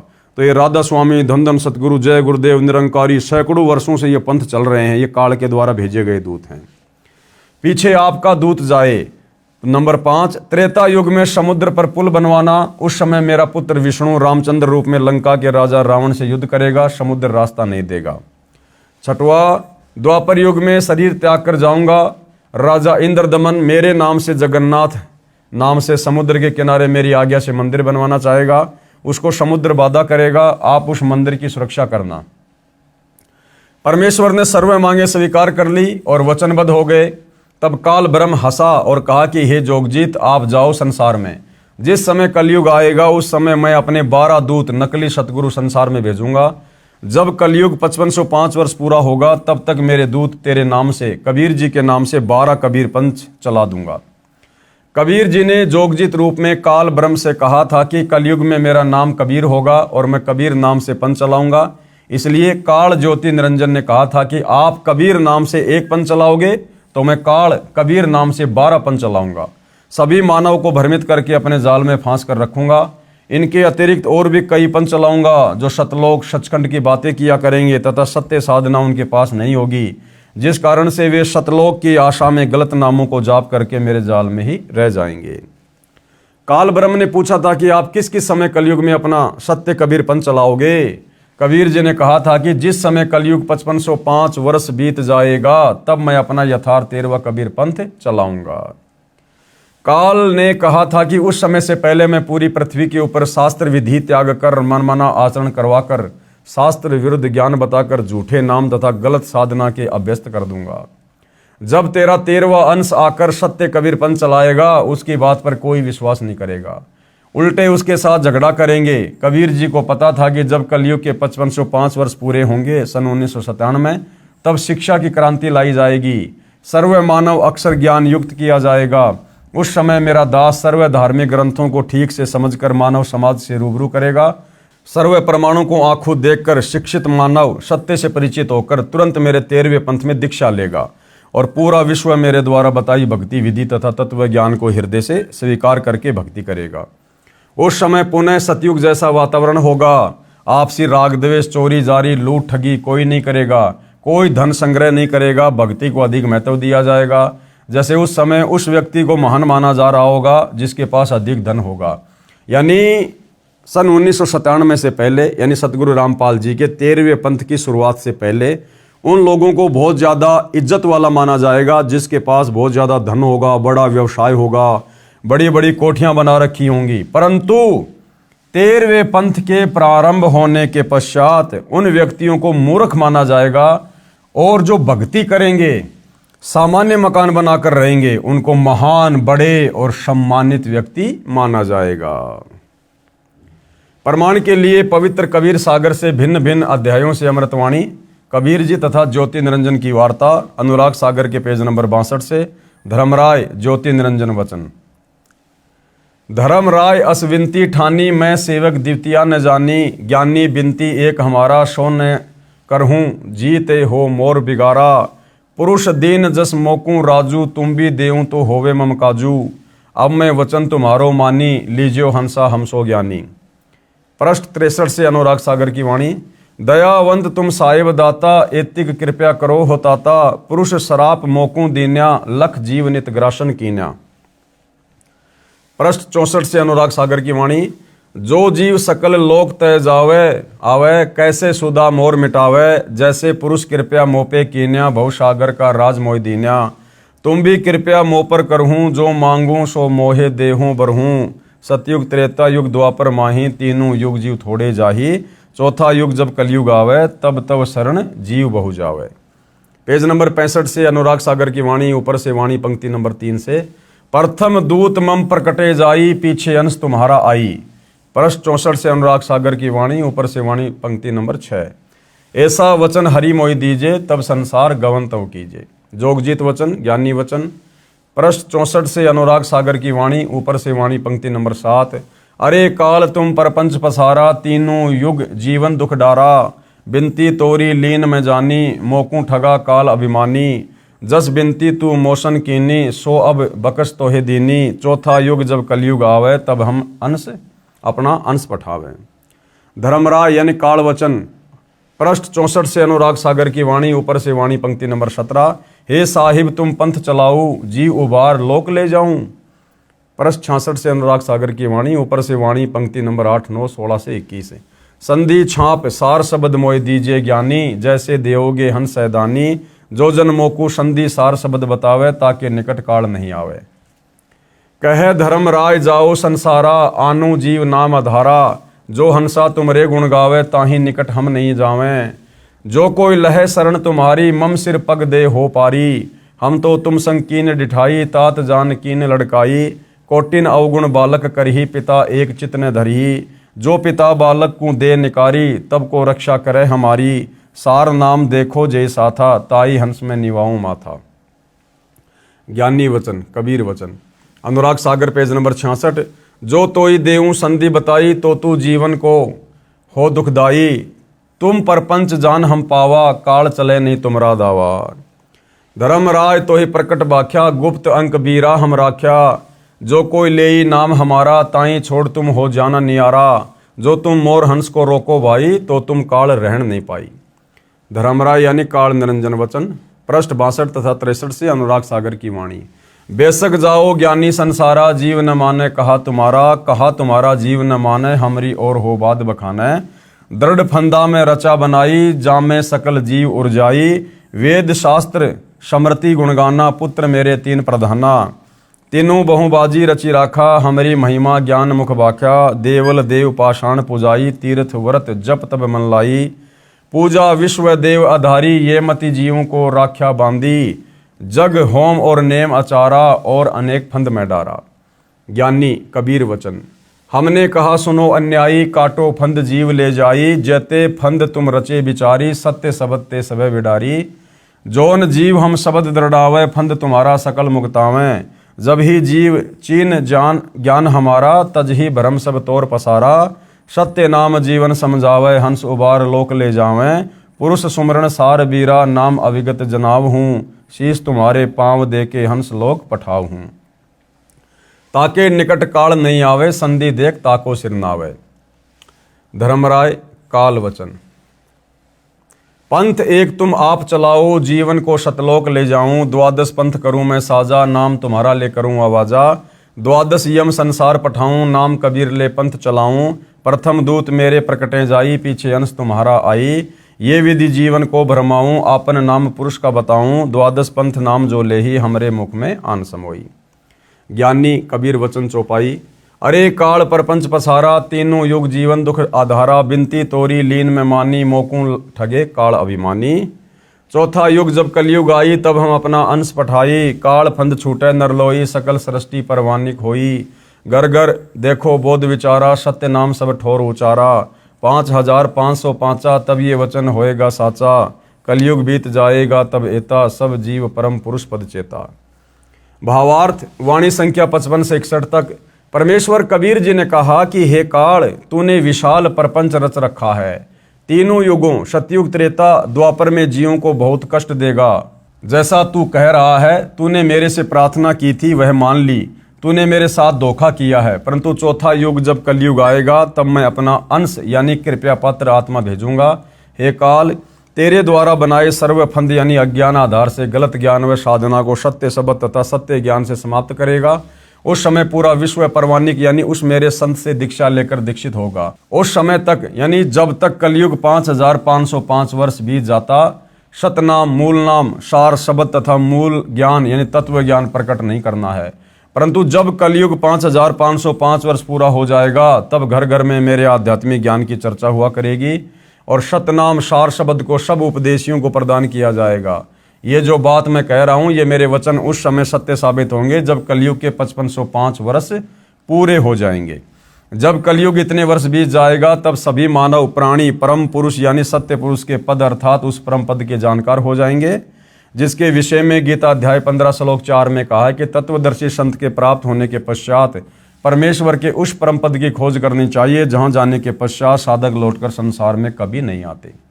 जिस परमेश्वर ने संसार रूपी वृक्ष का विस्तार किया है अर्थात जिस परमेश्वर ने सृष्टि की रचना की है उस परमेश्वर की भक्ति करो। उपरोक्त वाणी का भावार्थ है कि उस समय उस परमेश्वर के पद यानी सतलोक के विषय में सबको पूर्ण ज्ञान होगा, यानी सतलोक के विषय में। सवसम वेद बोध पेज नंबर 170 अथ सवसम वेद की स्फुट वार्ता चौपाई। 1,80,000 पीर पैगंबर और अवतारा, सो सब आही निरंजन वंशा, तन धरी धरी करे निज पिता प्रशंसा। 10 अवतार निरंजन केरे, राम कृष्ण सब आही बडेरे, इनसे बड़ा ज्योति निरंजन सोई, या मैं फेर बदल नहीं कोई। भावार्थ, परमेश्वर कबीर जी ने बताया कि बाबा आदम से लेकर हजरत मोहम्मद तक कुल 1,80,000 पैगंबर हुए हैं तथा 10 अवतार जो हिंदू मानते हैं ये सब काल के भेजे आए हैं। इन सब ने काल ब्रह्म की भक्ति का प्रचार किया है। जो 10 अवतार हैं इन 10 अवतारों में राम तथा कृष्ण प्रमुख हैं। ये सब काल जो इनका पिता है इनकी महिमा बनाकर सभी जीवों को भ्रमित करके काल साधना दृढ़ कर गए हैं। इस सब का मुखिया ज्योति निरंजन काल यानी ये ब्रह्म है। कबीर सागर में सवसम वेद बोध पेज नंबर 171 सत्य कबीर वचन दोहे। 5,000 और 500 जब कलयुग बीत जाए, महापुरुष फरमान तब जग तारण को आए। हिंदू तुर्क आदि सबे जेते जीव जिहान, सत्य नाम की साख गहें पावे पद निर्वाण। यथा सरितगण आप ही मिले सिंधु में धाय, सत्य सुकृत के मध्य तिमि सब ही पंथ समाये। जब लग पूर्ण होय नहीं ठीक का तिथिवार, कपट चातुरु तब ही लो सवसम वेद निराधार।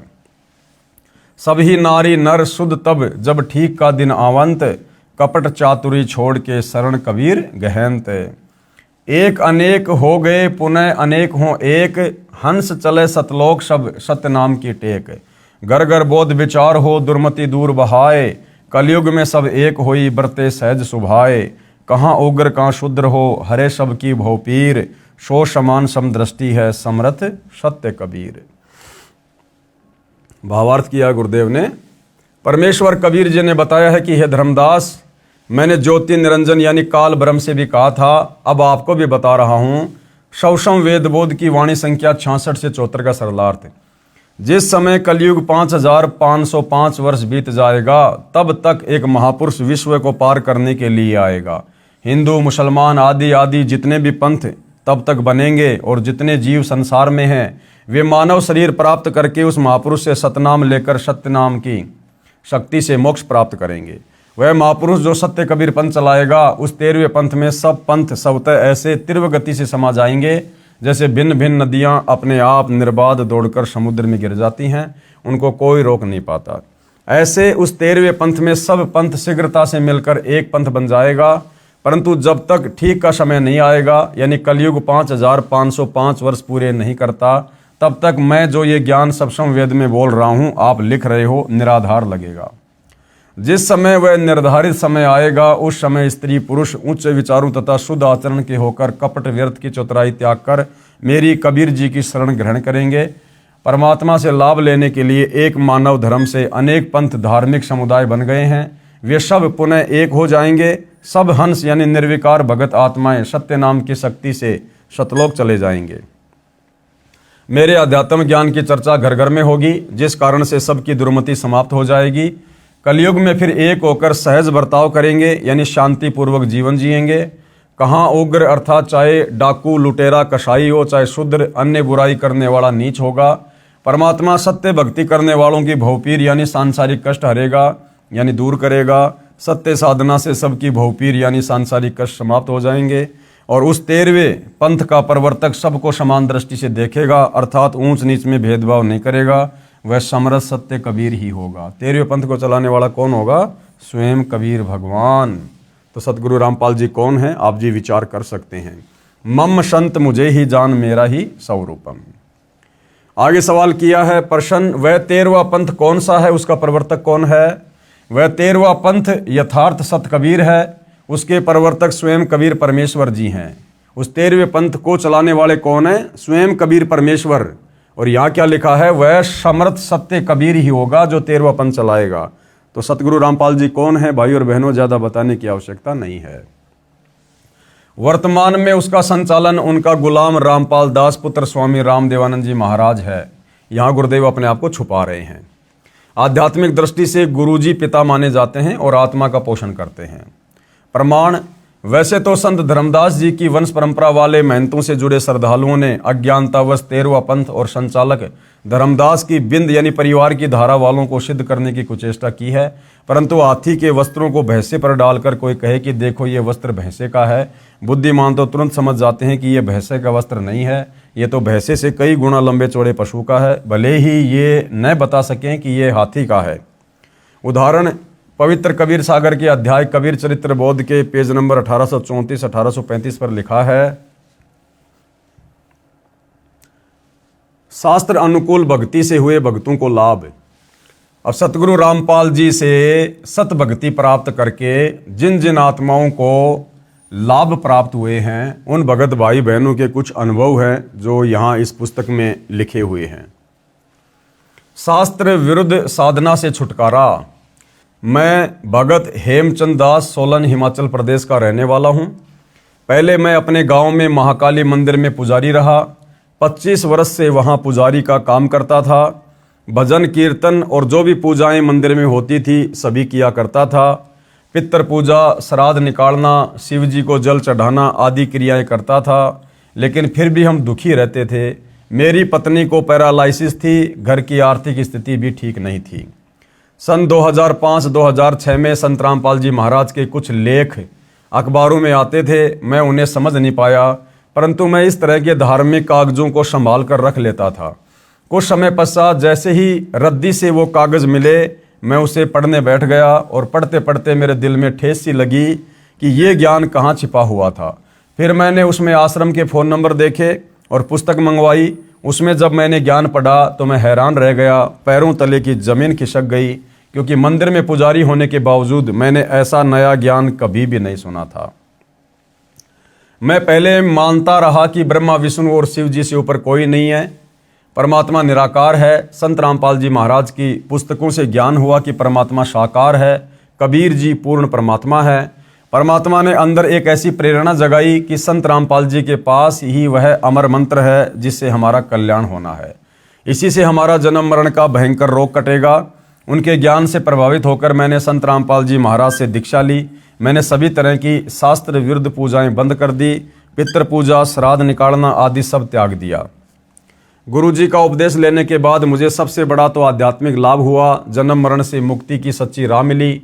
मेरी भगतमती को पैरालाइसिस की परेशानी थी। हर जगह बड़े बड़े डॉक्टरों व नीम हकीमों के चक्कर लगा चुके थे, परंतु परमात्मा के आशीर्वाद मात्र से मेरी भगतमती ठीक हो गई। परमात्मा की दया से हमारी आर्थिक स्थिति भी ठीक हो गई।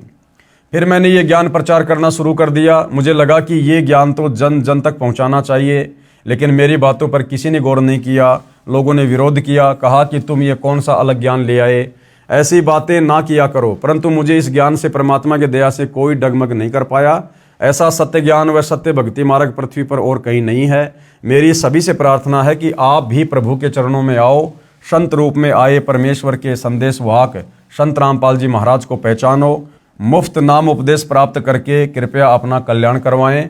भगत हेमचंद दास। मोबाइल नंबर वर्तमान में है या नहीं इसकी कोई गारंटी नहीं है, फिर भी आप जी चाहें तो कन्फर्म कर सकते हैं। शास्त्र अनुकूल भक्ति से मिला जीवन दान। एक अन्य भगत की आत्मकथा। मेरा नाम सपना तोमर है। मैं शाहजहाँपुर उत्तर प्रदेश से हूँ। पहले मैं ब्रह्मा विष्णु महेश तथा माता की पूजा किया करती थी। मेरे पापा जी ने सन 2013 में संत रामपाल जी महाराज से नामदान लिया था। वो टीवी पर सत्संग देखते थे। मैंने देखा कि संत रामपाल जी महाराज गीता, कुरान, गुरु ग्रंथ साहिब और बाइबल आदि प्रमाण सहित खोलकर दिखा रहे हैं। संत रामपाल जी महाराज गीता जी का वर्णन बता रहे थे कि ब्रह्मा विष्णु महेश से ऊपर भी कोई भक्ति है, वास्तविक मंत्र तो अन्य ही हैं। मेरे पापा ने मुझे बताया कि बेटा संत रामपाल जी महाराज पूर्ण परमात्मा हैं, परमात्मा कबीर साहिब के अवतार हैं, उनसे दीक्षा ले लो। मैंने अप्रैल 2014 में संत रामपाल जी महाराज से नाम दीक्षा ली। संत रामपाल जी महाराज से नाम दीक्षा लेने के बाद मुझे काफ़ी लाभ हुए। मेरे पति को 1-2 साल से पथरी की समस्या थी और फिर पाइल्स की समस्या भी हो गई। डॉक्टर के पास अल्ट्रासाउंड करवाया तो उन्होंने 5 mm की पथरी बताई और बोले कि ये हैवी हो गई है और इसका ऑपरेशन करवाओ, लेकिन उन्होंने ऑपरेशन नहीं करवाया। फिर मैंने संत रामपाल जी महाराज जी से प्रार्थना की तो परमात्मा ने उनकी पथरी ऐसे गायब कर दी जैसे उनको पथरी कभी थी ही नहीं। उसके कुछ समय बाद उनको पाइल्स बवासीर की समस्या बढ़ने लगी। एक देसी वैद्य के पास गए, उनकी दवा से कुछ खास फायदा नहीं हुआ। वो उठ बैठ व चल भी नहीं पाते, उनको पकड़ कर ले जाना पड़ता था। वॉशरूम ले जाने में भी दिक्कत होती थी, वो बड़ी समस्या से गुजर रहे थे। तब मैंने संत रामपाल जी महाराज जी से प्रार्थना लगाई कि परमात्मा ऐसे ऐसे मेरे पति को समस्या है, परमात्मा दया करना। संत रामपाल जी महाराज ने बोला कि परमात्मा दया करेंगे, आप भक्ति करो। उन्होंने संत रामपाल जी महाराज जी के द्वारा दी हुई भक्ति की, जिससे उनकी बीमारी छूमंत्र हो गई। एक और दया मेरे पति पर संत रामपाल जी महाराज जी ने की। एक बार उनको डेंगू हो गया था, हमने उनको दिल्ली के GTB हॉस्पिटल में एडमिट करवाया। ये 23 अक्टूबर 2018 की बात है। वहाँ वो 2 दिन एडमिट रहे। उस समय अस्पताल में उनका खास उपचार नहीं हो पाया, जिससे उनकी हालत और ख़राब होती चली गई। मेरे ससुराल वालों ने बोला कि तू जब से घर में आई है और जो भक्ति कर रही है, तब से आए दिन घर में बीमारियां घेरे पड़ी हैं और तेरी वजह से सब कुछ हो रहा है। मैं संत रामपाल जी महाराज जी के सामने रोने लगी कि परमात्मा, आज ये लोग ऐसा कह रहे हैं क्योंकि इन्हें नहीं पता कि आप परमात्मा आए हैं, लेकिन अभी परमात्मा मेरी परीक्षा ले रहे हैं कि कहीं मैं डगमग ना हो जाऊं। मेरे पति को फिर दूसरे अस्पताल स्टीफन में एडमिट करवा दिया। वहाँ पर उनके प्लेट्स नहीं बढ़ रहे थे, उन्हें बहुत सारे ट्रीटमेंट दिए, लेकिन उन्हें कोई फ़ायदा नहीं हुआ। एक दिन मैं अपनी बेटी के साथ उनसे हॉस्पिटल में मिलने गई, लेकिन उनका मुंह नहीं खुल रहा था।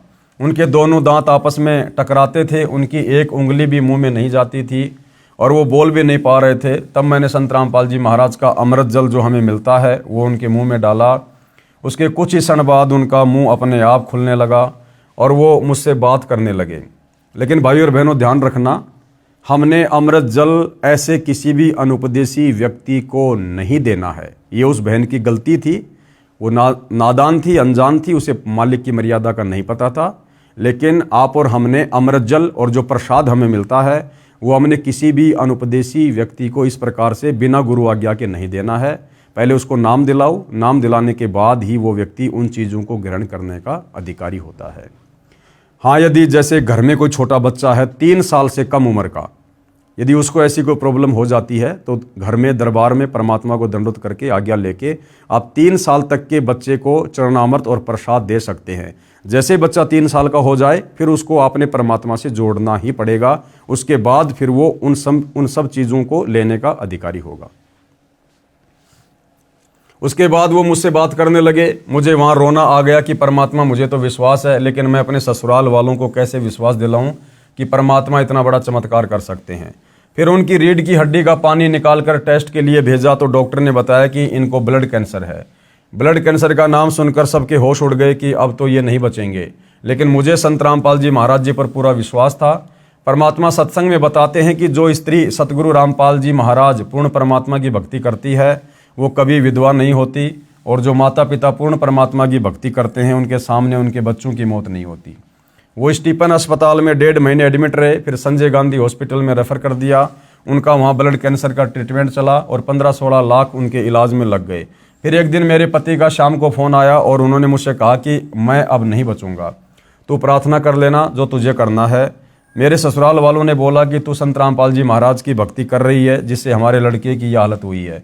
मेरी एक मौसी सास है, उन्होंने कहा कि अब तुम हनुमान चालीसा का पाठ करना शुरू कर दे। मैंने कहा कि मैं संत रामपाल जी महाराज जी की शरण में हूँ, मैं अंतिम श्वास तक उनकी भक्ति करूँगी, कोई दूसरी पूजा नहीं करूँगी। मैंने ये दृढ़ कर लिया था कि करेंगे तो संत रामपाल जी महाराज ही मेरे पति को ठीक करेंगे, नहीं तो दुनिया की कोई ताकत उनको ठीक नहीं कर सकती। मुझ पर दबाव पड़ रहा था, मैं घर में अकेली पड़ गई थी, मैं दुखी हो गई थी। शाम को मैंने गुरुजी के चरणों में दीपक जलाया। उस समय बच्चा मेरी गोद में था। मैंने संत रामपाल जी महाराज जी को दंडवत प्रणाम किया और मेरे बच्चे को भी करवाया। दंडवत प्रणाम करने के बाद मैंने परमात्मा से प्रार्थना की कि आप अगर समर्थ परमात्मा हैं तो मेरा विश्वास मत टूटने देना। और ये लोग जो मुझे ताना मार रहे हैं और मुझे इतना सब कुछ कह रहे हैं, उसके बावजूद ऐसा कर देना कि इनकी बोलती बंद हो जाए। हालांकि भाई और बहनों, ये कहना भी हमारी ज्ञानहीनता ही होती है। ये परमात्मा से इस प्रकार का वायदा करना, इस प्रकार की बातें बोलना कि आप समर्थ परमात्मा हो तो ये कर देना, वो कर देना, ये भी हमारे ज्ञान की कमी होती है।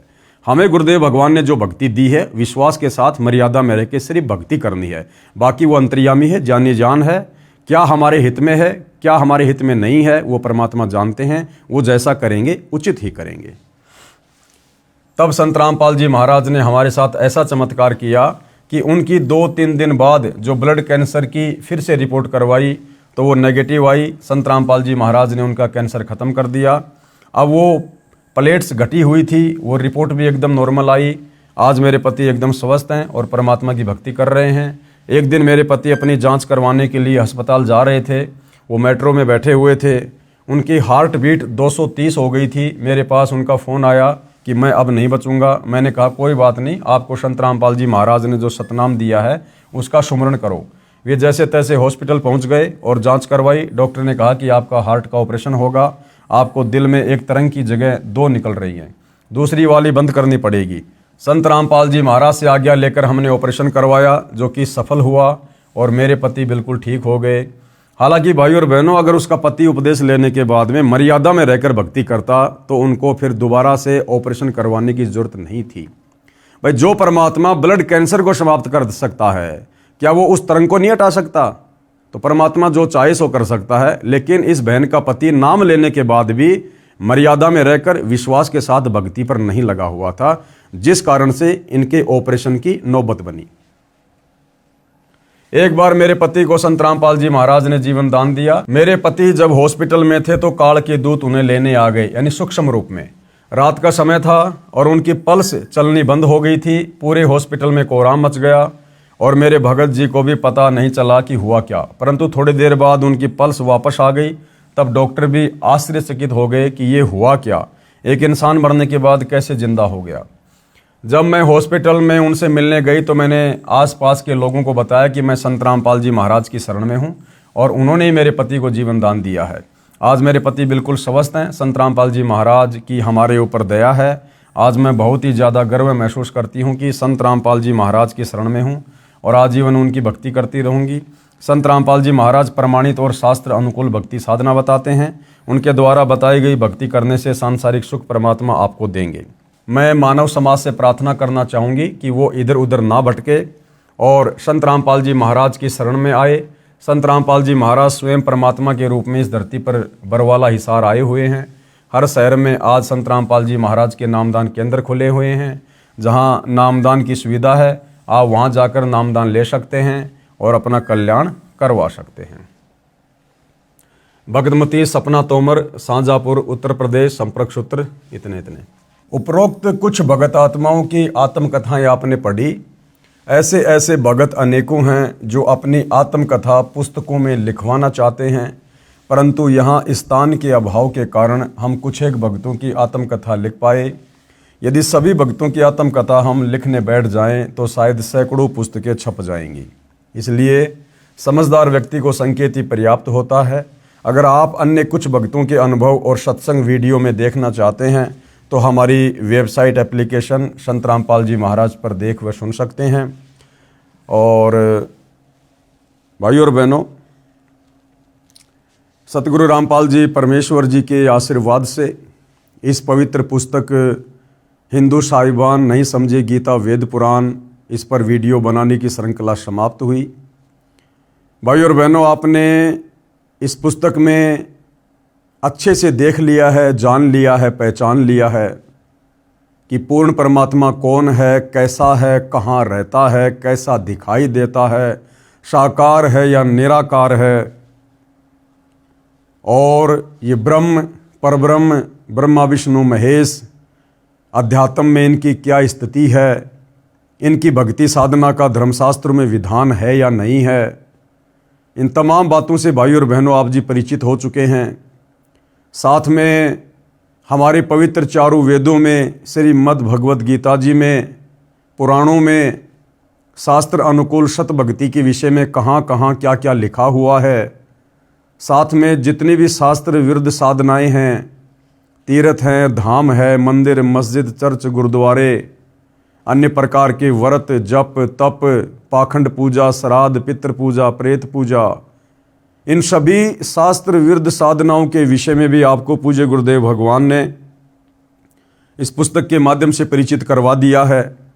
साथ में ये भी बता दिया कि 84 लाख योनियों से भिन्न हमें जो ये मनुष्य जन्म प्राप्त हुआ है, असल में परमात्मा ने ये मनुष्य जन्म क्यों दिया है, इसका क्या प्रयोजन है, कैसे ये सफल होगा और कैसे हम जन्म और मरण के दीर्घ रोग से छुटकारा प्राप्त कर सकते हैं, कैसे हम लोक 84 योनियों से बाहर निकल सकते हैं और सनातन परम धाम को यानी सतलोक को प्राप्त कर सकते हैं। तो भाई और बहनों, समझाने में परमपिता परमेश्वर जी ने कोई कमी नहीं छोड़ी है किसी भी प्रकार की। ये पुस्तक हिंदू साहिबान नहीं समझे गीता वेद पुराण, ये तो मात्र एक नमूना है, एक सैंपल है। वास्तविक ज्ञान और अधिक ज्ञान अध्यात्म के विषय में जब आप YouTube पर सतगुरु रामपाल जी के सत्संग सुनना शुरू करेंगे, आप जी को मिलेगा। तो भाई और बहनों, इस पुस्तक को देखने के बाद, पढ़ने के बाद अब लास्ट में ज़्यादा कुछ कहना बाकी नहीं रह जाता है। केवल हम आपसे प्रार्थना कर सकते हैं, विनती कर सकते हैं कि समझदार को तो संकेत ही काफ़ी होता है।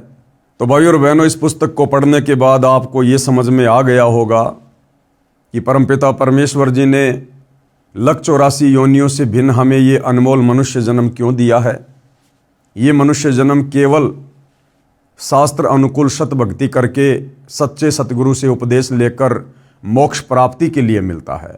और यदि हमने इस भक्ति युग में, जिसको बिचली पीढ़ी कहते हैं, स्वयं परम अक्षर ब्रह्म सत्य कबीर तत्वदर्शी संत सतगुरु रामपाल जी के रूप में धरती पर प्रकट हैं, विद्यमान है, यदि हमने उनकी शरण ग्रहण करके मोक्ष नहीं करवाया, तो भाई और बहनों फिर अगला जन्म हमारा लक 84 में है, नरक में है। तो समझदार को संकेत ही काफ़ी होता है, ज़्यादा कहना दास उचित नहीं समझता, क्योंकि इस पुस्तक ने सब कुछ समझा दिया है। तो भाई और बहनों, गुरुदेव भगवान के आशीर्वाद से इस पवित्र पुस्तक हिंदू साहिबान नहीं समझे गीता वेद पुराण पर वीडियो बनाने की श्रृंखला समाप्त हुई।